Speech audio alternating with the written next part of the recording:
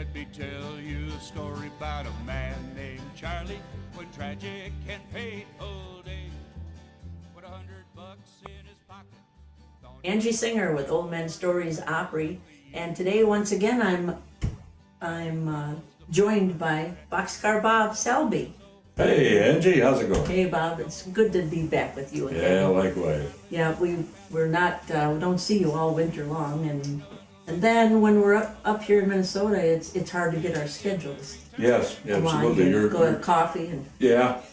sometimes we go meet and have coffee and Yeah, bring your guitar along, and we sit. That was fun when we got together up there, and Yeah. I said, "Hey, Have man, a cup of coffee, ooh." bring your guitar along, and they didn't kick us out or anything. No, they asked us to come back. If I I'm know. serving correctly. Yeah, that was a lot of fun. We'll have to do that again. Yeah, absolutely. Yeah. Absolutely. That was when the snow's gone. Yes. See, that's what I do. The snow. That's what I why could we do. go south to get out of the snow. Well, that and our obligations here bring us back here. Yeah. As wonderful people in Minnesota to entertain too, as well as the various states that we play in. So. Yeah. And Yeah. now you're from here in Minnesota, and Right. What did you do for a living? I was a police officer in the city of St. Paul. Retired as sergeant in 1996. Looked back, sort of, and missed a lot of the people that I worked with, worked for, and that worked for me. But that was the end of the missing. You missed the people, but not the Right. not the day-to-day grind of it all. Right, Getting right. up and going in. What hours did you work? Did you always work daytime or? Yeah, pretty much. I'd get to work at 6 o'clock in the morning and then review the troops that were already there. They'd come in off shift, and I'd check them out, and then do a roll call with my troops in the morning from a 7 o'clock shift and then an 8 o'clock shift, and then take the mail down to headquarters. And if any of our officers need some assistance, I'd run to the call or just run around and be a policeman and a supervisor. That was my job. And if they'd have left me alone that way, I probably would have given them a few more years than the 32 and a half that I gave them. But 32 and a half. they tried to make I didn't care much for the detective division, where I was that was my last gig as a police officer. And you get so tired of people lying to you, and you know they're lying. And just getting a little frustrated, a little ornery. So I said, well, you know what? Handwriting's on the wall. Yes, Right? yeah. I got my guitar calling me. Got my guitar calling me, and you can only keep a horseshoe in your back pocket so long, and I figured I would do. Yeah, that's right. Well, now you're doing so much music. It's like, when did you ever have time to work? I don't know. How did you fit that into your schedule? I tell you, Because you keep busy. carefully, very carefully. You guys are so good. You're in such demand, playing all over the place. I mean, such high-powered talent, the three of you coming together. Oh, sure. And you and Cactus Willie were a powerhouse, just the two of you. Yeah. And then the Drifter just adds that other dimension. He adds your comedy and his bass and his antics. Yeah, out there on he's stage. got. He's been a good addition to the two of you. He has a wry sense of humor, and that's what kind of adds. And of course, that upright bass that he's got. And he's got that new 5-string electric upright bass, and Yeah, I seen that. yeah, we. Now, I always thought that was called the granddaughter bass or something. I don't know. I I couldn't say. I know that he. I've but seen, it is cute. I like it. Yeah, and he makes it work. He let just me just touch fine. it once. Oh, I know. that's right. You're a bass player too, ain't you? Yeah. Bass and guitar and Whatever. wonderful vocalist. Yeah, and it's just fun. Oh yeah. It's fun. You know Oh, yeah. that. Yes. We have a good time.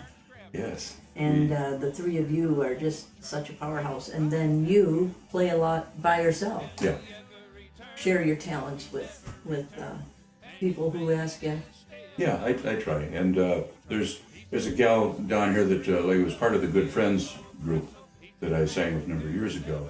And she's a guitar teacher and a bass player, teacher. You know, I think I met her with you one I time. I think think she you did. played with you one time. Yeah, when I was Joanne there. Lee. Joanne, yep. Yeah.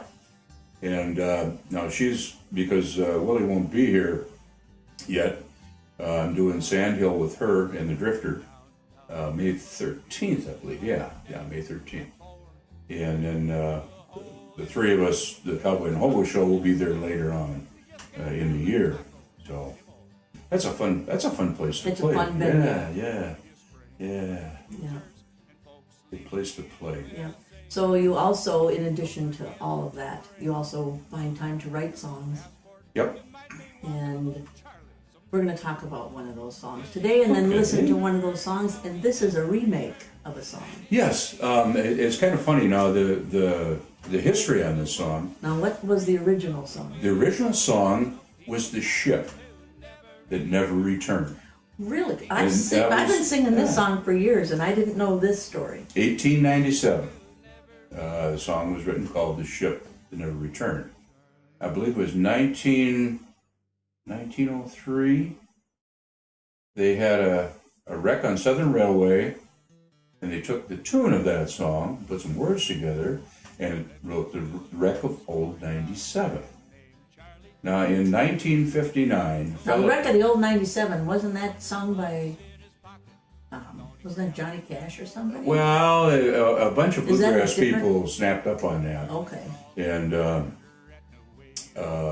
like I said, they used that tune, put those words in Wreck of Old 97. Then in 1948, a fellow was running for mayor of the city of Boston on the platform that they raised the subway fare a nickel. And he lost. He didn't win the election. But his campaign people took that tune and put words together That's where it came from. Oh, because I've been singing. My older brothers were in groups, when I was just a little kid, and they sang that song all the time. So I've been around that song for It's been around a long time, and they called it. I don't know if they gave it a name, but anyway, it was Charley, the man who, MTA. That was the MTA, right? Yeah. And the Kingston Trio. And the group I was with years ago used to do a lot of the Kingston Trio stuff.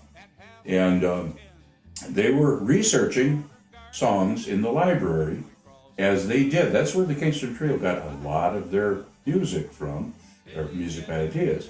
They run across this thing, well, of course, an instant hit, 1959, called the MTA, based on this guy's campaign thing. Well, like I said, I upgraded it a little bit because, a lot of the things are no longer applicable. And when we sing it down in Texas, I tell people, you can't dig a subway down here because you go down 10 feet, you're going to hit salt water and a lot of it. So I upgraded and then changed the words a little bit and simply call it Charley, the Man Who Never Returned. And that's what we're going to listen to right now. Charley, the Man Who Never Returned, by BoxCar Bob. Let this be a lesson to you spring break boozers and folks leaving the USA. Don't forget to bring along your passport. You might be walking to go Charley.